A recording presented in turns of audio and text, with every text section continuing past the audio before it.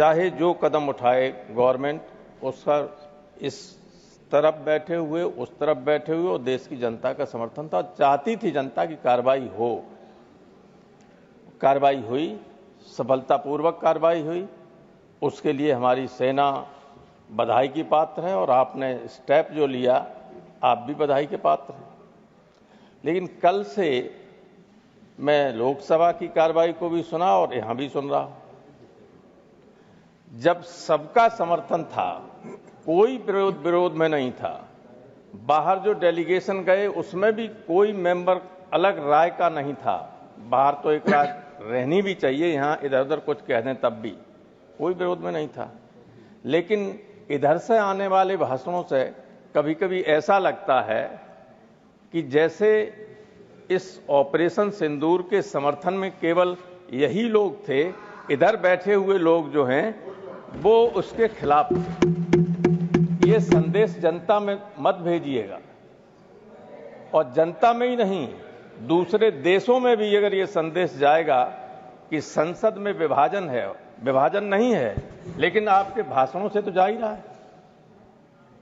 सेना को सबका समर्थन है, और कभी कभी आपके बड़े बड़े नेता कहने लगते हैं कि इस सेना को डिमोलाइज करने का काम करते हैं। सेना के मन में संदेह का बीज मत डालिए, ये बहुत ही घातक होता है। अगर भारत की सेना, जो बहुत ही दुनिया की सर्वश्रेष्ठ सेनाओं में से एक है, बिल्कुल निष्पक्ष, तटस्थ और देश की सुरक्षा के लिए अपने जीवन को कभी भी न्यौछावर करने के लिए तैयार, नीचे से लेकर ऊपर तक, सिपाही से लेकर जनरल तक, या एयरफोर्स के ऊपर एयर मार्शल या चीफ मार्शल, सब तैयार होते नेवी से लेकर उसमें। उनके मन में विपक्ष के लिए और विपक्ष के समर्थक जो देश में, उनकी संख्या तो ज्यादा है मतदाताओं की। आपके तो 31-32% हैं देश में समर्थक, 68% और 7% विरोध में ही है।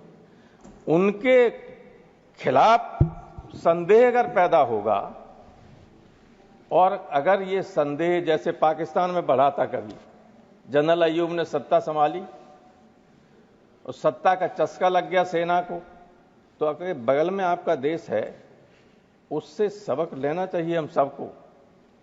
कभी भी सेना के मन में यह भाव नहीं आना चाहिए कि वो भी कभी हिंदुस्तान में सत्ता में शामिल हो सकते।